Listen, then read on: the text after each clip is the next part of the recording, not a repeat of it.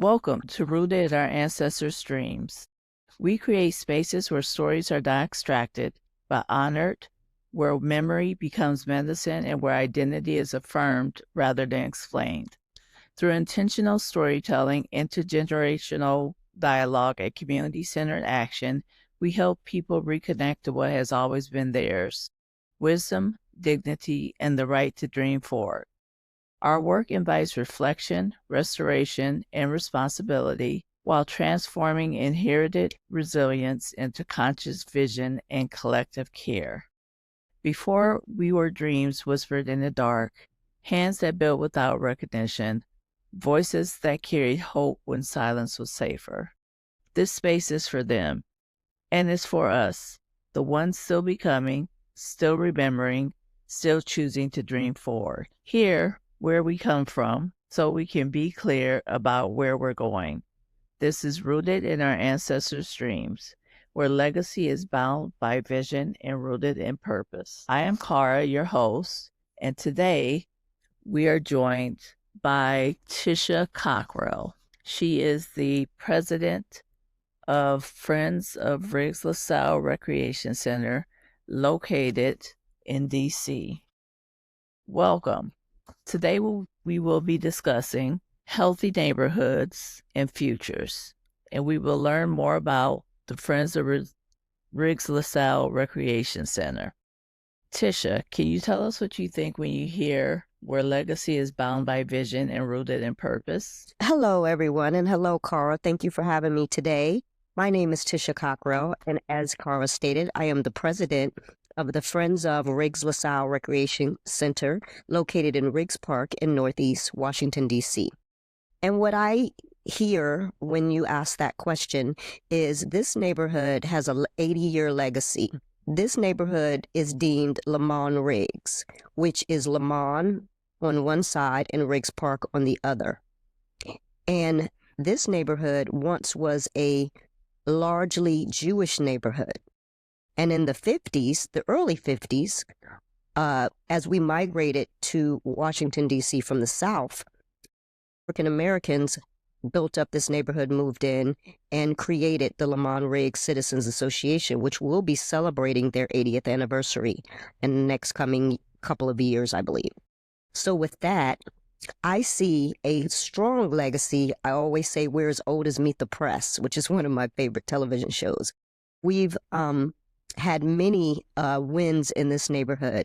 This neighborhood, by it being largely Jewish, was separate from the Civic Association, which has a large history as well. And we, as the Citizens Association, broke that segregation where citizens were black and citizens were white and civic associations were black.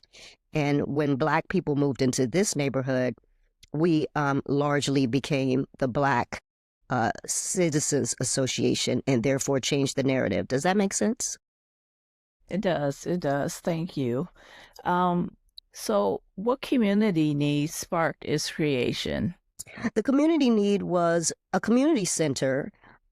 Actually serves the entire community. Seniors come to exercise and gather and see their neighbors, as well as youth and young adults.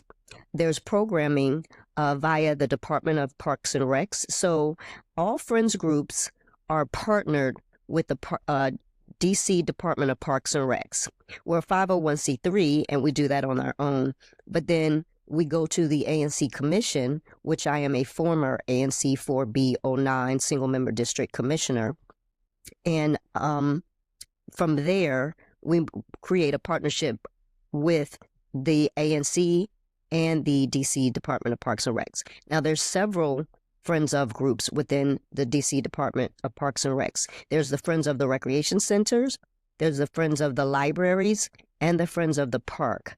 So in this neighborhood, we have myself as the friend of the Riggs-LaSalle Recreation Center. My former treasurer is Friends of the President, rather, of Friends of the Lamont Riggs Library. And then we have Fort Circle Park, which is near Fort Totten Metro. We do not yet have a president of Friends of Fort Circle Park, and that would be a great endeavor. Okay, thank you for sharing that. It looks like your organization does a lot of advocacy. Can you share how you engage with DC agencies, Department of Recs, and DC Council budget performance hearings, and why that matters for a neighborhood rec center? Thank you so much for that question, Carl. It matters tremendously. So we started the Friends of Riggs-LaSalle in May of 2019. And as you know, there was a pandemic shortly thereafter. So we, like I said, we had to complete paperwork to become partners with the DPR, as that's what we call it, DPR, DC Department of Parks and Recs. And from there, they extended our contract because, of course, we didn't get to do much between 2019 and 2020 and 2021. However, we learned about the hearings. So the hearings, the performance and budget hearings take place, I believe, in February and June. And so we testified to DC Department of Parks and Recs and the DC Department of General Services. So DC Department of Parks and Recs handles everything from capital projects, which at that point we needed a new roof. The roof had been leaking since 2008. As well as a new field. I advocated for a new field. DC Department of General Services handles like the cleaning of the field, the cleaning of the wreck, trash cans and the like. We help when we testify, we help to make sure that the agencies are made aware of our issues within the wreck and to keep the wreck safe and clean for the community. And then we also advocate for new items that we would like at the rec, like a new field. We had a turf field, which was deemed unenvironmentally safe. So we're scheduled now through our testimonies, which we've done for the last 6 years, 2 times a year, every year. And now we'll be getting a new field, environmentally friendly field. Hopefully we'll also be advocating for a track around the field for seniors to be able to exercise outside and for our young people to be able to play. We also have a football team that had been established in the neighborhood for quite some time that kind of fell off during the quarantine, the pandemic. And now it's being revived and they'll have a new field to play on. And of course, the roof has been repaired. So we've gotten like $3 million worth of promised budget funds to be able to take care of all the issues that we've advocated for through our testimonies during the hearings. And of course, council members are also chairs. Currently, our Ward 4 Councilwoman, Janice Lewis-George, is the chair of the Recreation Center Committee, as well as former chair Trayon White, who advocates for us after the hearings to the chairs, or the directors rather, of DGS, Department of General Services, and DPR, Department of Parks and Recs. And then, of course, the budget is handled through the mayor of the District of Columbia, and the funds are allocated to our recreation center. Does that make sense? Yes. Thank you. Thank you for sharing that. You serve an ever-changing mix of young families, teens, adults, and seniors. What trends are you seeing in what the community needs right now? Okay, so I also neglected to say we serve 2 wards. As you know, there are 8 wards in the District of Columbia. We are one of the only neighborhoods that borders 2 wards, which is wards 4 and 5, and we split at my street. So we have, I'm saying that to say we have double the constituency in our community. So each single-member district or ward could have each single-member district could have up to 2,200 constituents. We have about 5 single-member districts between the 2 wards, so we have about 10,000 constituents that could pass through our recreation center. So that being said, we serve the community by having meetings at the recreation center, community days, cleanups. We had Riggs Park Day back in 2018, which was a wonderful endeavor. They had maybe about 15 years prior to me moving into the neighborhood. I've been in the neighborhood about 15 years. I've been in the city over 30 years.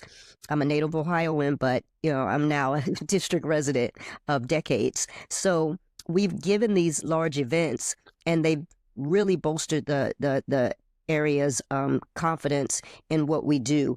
And as far as the neighborhood conditions and what we need in our neighborhood, it's always good to have a place where intergenerational activities happen. We have a lot of seniors in our neighborhood, a lot of residents that are over 100 years old or just about 100 years old, definitely over 80s and 90s, that have seen this neighborhood go through its changes and lived in this neighborhood for 50 and 60 years. And we also have new residents. You know, there's been gentrification that has happened, and we have new transplant residents, and they come to the community center as well.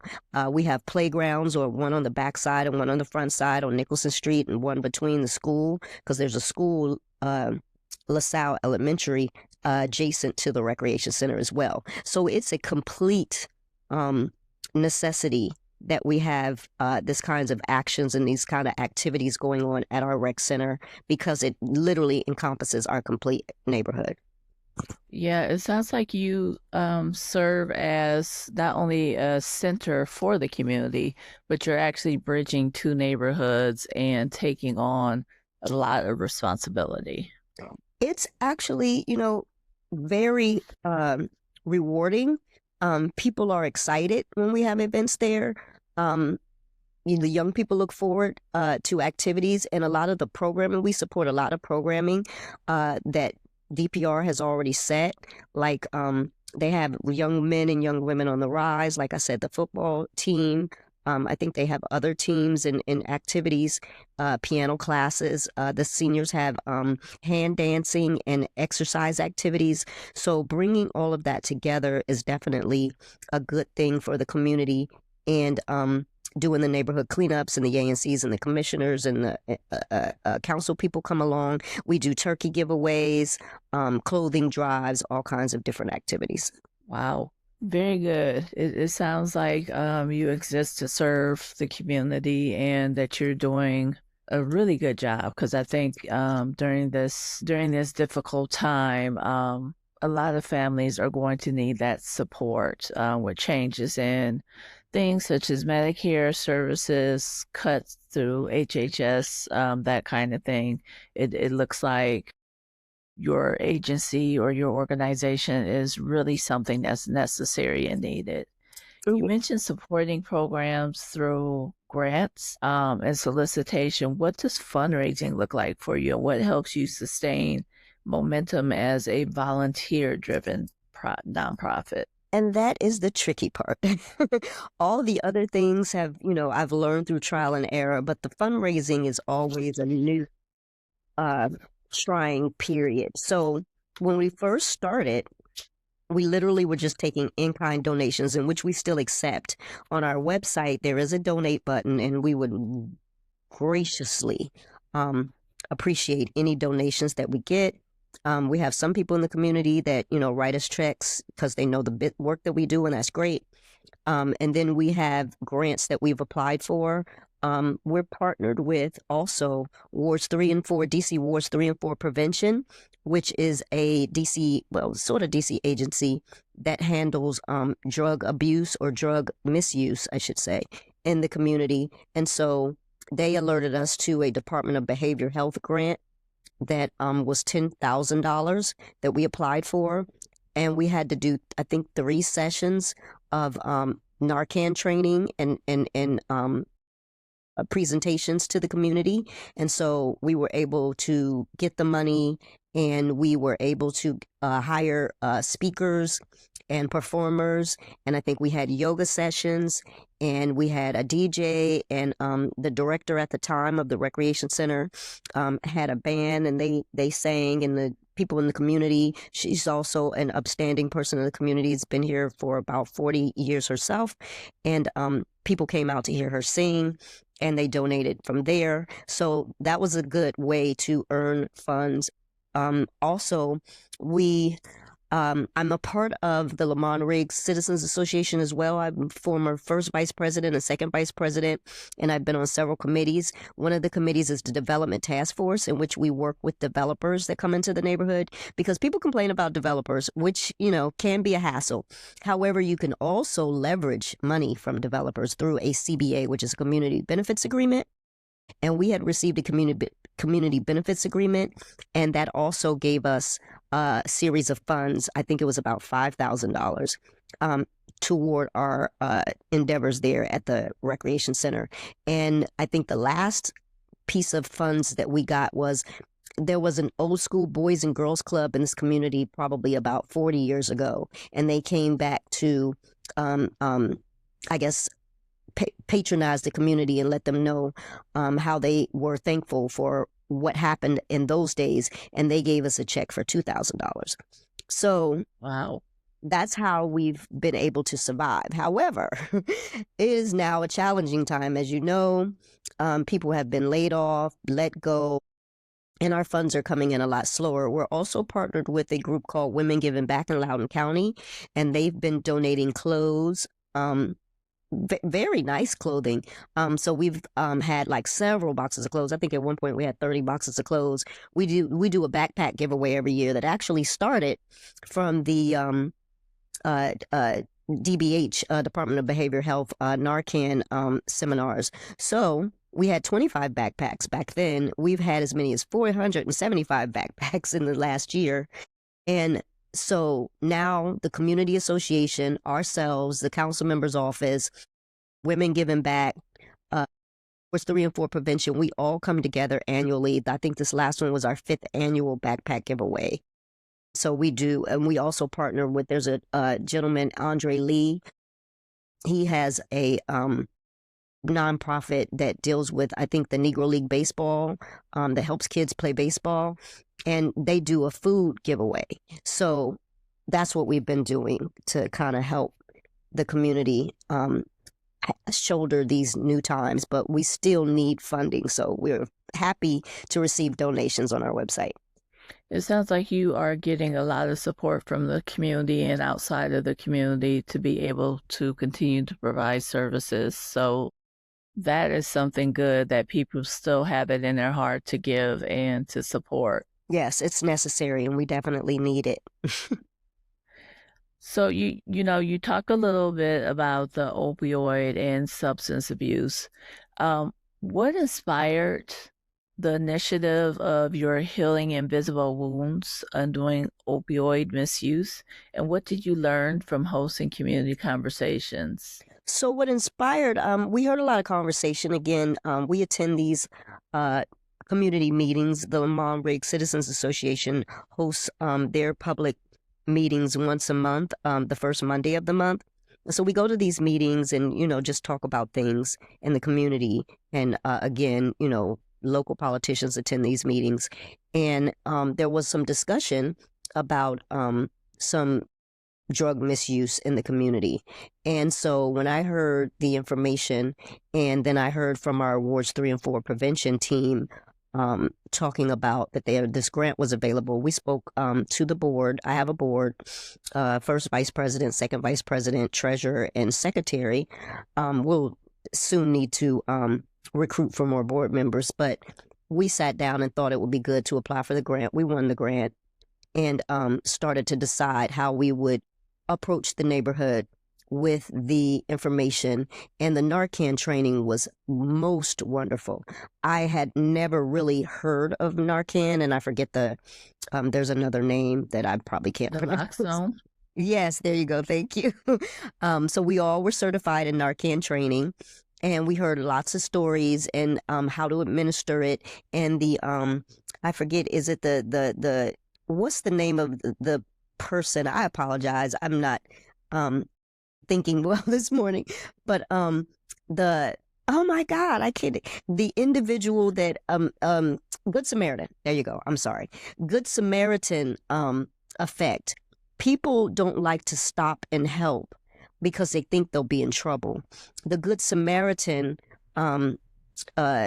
definition within that kind of scope helps people to be able to assist with Narcan and save someone's life without being held accountable for what the drug they may have used or what may have happened that got them in that predicament. Does that make sense? Am I being clear?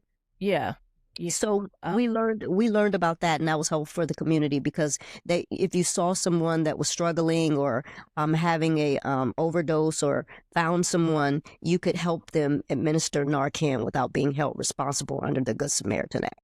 That's good. Hopefully that helps people to be more responsive and more engaged and willing to kind of understand and help regarding the opioid epidemic that's going on in the country. So Yes. hopefully, I'm sure everyone is touched by it at some point, whether it's a classmate, coworker, family member, whatever.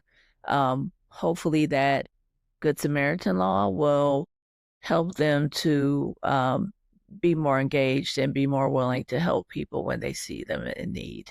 Yes. Yeah. So, those sessions that you were talking about, they blended wellness and culture. So it sounds like you have the backpack giveaway. I heard you mention some sports initiatives and some activities for senior citizens. Why is it important that prevention work also feels joyful and community rooted? Well, because when the community is whole and healthy, then we can gather effectively. Now, don't get me wrong, we've had some ills in this community and there have been some struggles, but through the community center is how we've been able to heal ourselves. So when we gather and we have events, people feel happy, people feel seen and heard. Like I said, the neighborhood politicians come out, and remember, because we're encompassing 2 wards, we have 2 council members that come out, and we have at-large council members. Because our Citizens Association has been around so long, it often draws a big crowd. I remember one time we had a meeting that had 170 people there. In DC, there's tons of community associations and tons of friends of, but we're touted as one of the citizens associations that have that many members at one meeting. So therefore, who likes to come to those kinds of meetings? Politicians. Because what does that equal? Votes. So the good news is there's also 4 at-large council members, including your ward council members. So we're always being heard by these kinds of organizations and groups. So a recreation center is more than happy to have a Friends of group, because that aids in having more politicians, more directors of the program, directors of the agencies come out to see what's happening when we have these events. And so, like I said, we're gearing up for our next Riggs Parks Day. Hopefully that will be in May of this year. And I'll be speaking with the site director of the Recreation Center, who is working with me in tandem. And it really helps to work with the staff. And the staff has gotten to know me over the years. We have some turnover in the staff, but primarily I try to go around the Recreation Center, not as much as I used to because I have a day job, but I do get a chance to go around and make sure everything's okay, make sure that they don't have any issues or concerns, that they have their maintenance issues handled. We're still working on a lot of maintenance issues. There's by no means perfection going on, but that together helps the community stay whole. And when the Recreation Center is happy and whole, the community is happy and whole. Thank you. Thank you.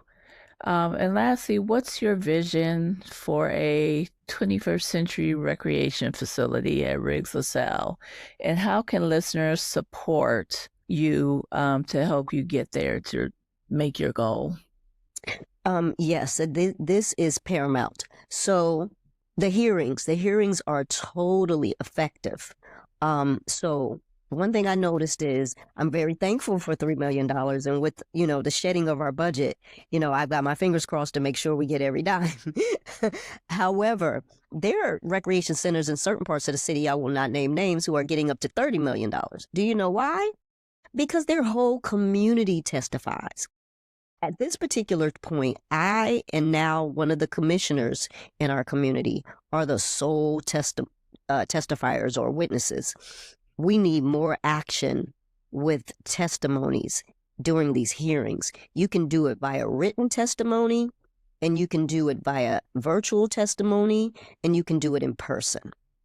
That I remember when I was commissioner, and a bunch of people in the community wanted bike lanes.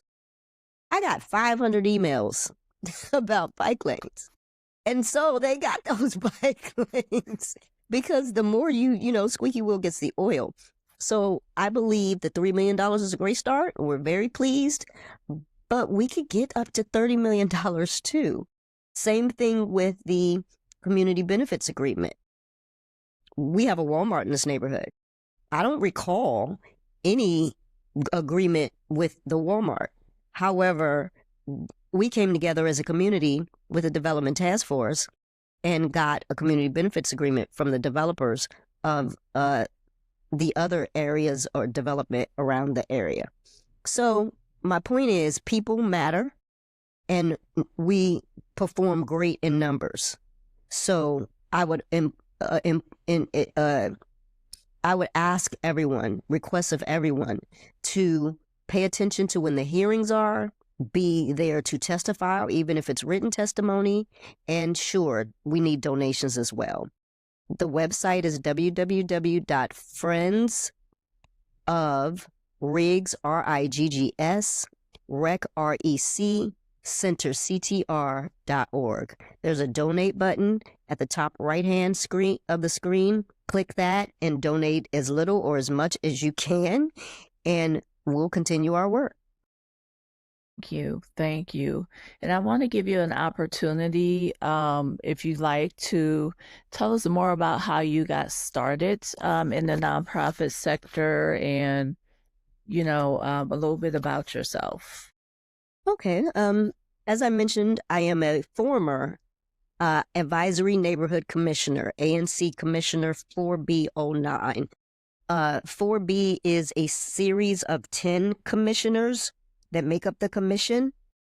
Riggs Park is just a neighborhood, which is the single member district of 4B09, which encompasses about 2,200 on average constituents.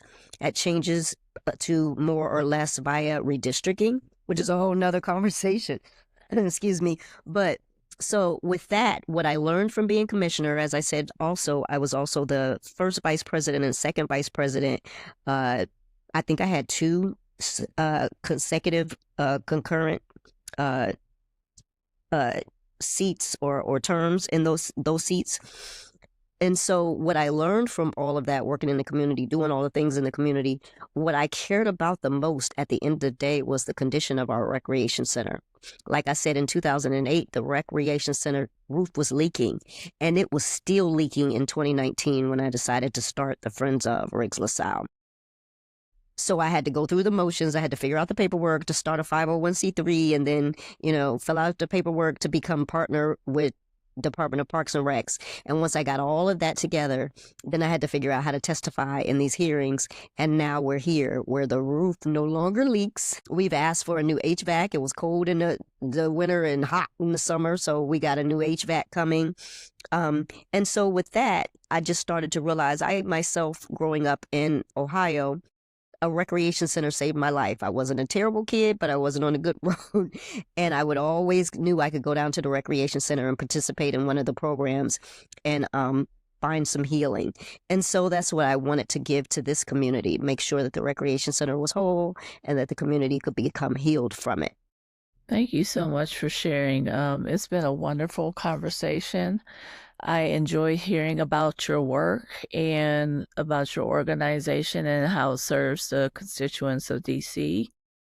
I hope that our listeners will donate and reach out a hand to volunteer, hopefully. Yes, that would be great. Thank you. Thank you. So as we close, we invite you to notice what stayed with you, the memory, the questions, and the truths that surfaced. Our ancestors live on in how we listen, how we care for one another, and how we choose to move forward. If this conversation resonated, share it with someone who holds your history. Leave a review so these stories reach those who need them. Until next time, stay rooted, stay connected, and keep dreaming forward. To listen to our podcast or to learn more about our guest this morning, Tisha, please listen to our podcast, leave a review, or suggest a guest. You can follow us on justbreathecenters.org, Apple Podcasts, Spotify Podcasts, and our YouTube channel where you can learn more about our guests. Thank you so much. And this has been Rooted in Our Ancestors' Dreams. Thank you for having me. Thank you.